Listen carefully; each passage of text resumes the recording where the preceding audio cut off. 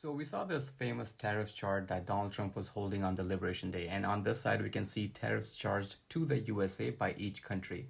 So it shows that China, for example, charges 67% to the USA. But that's actually not accurate, or I should say it's misleading. This column represents the trade deficit that the US has with each of these countries, which means these countries, trade deficit basically means these countries are importing less from the US and they're exporting more to the US. So that calculation started going viral, and people figured that it's not actually the tariffs charged by those countries, it's actually the trade deficit.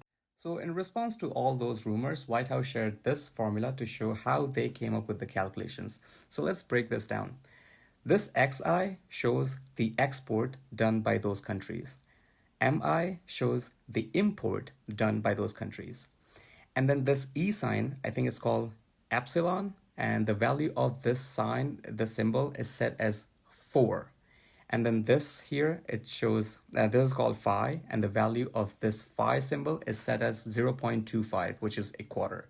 So basically, this E, or epsilon, and phi, they both cancel each other out. So the value of these two together becomes 1. So at the end of the day, it's still export minus import divided by the total import, which is the trade deficit.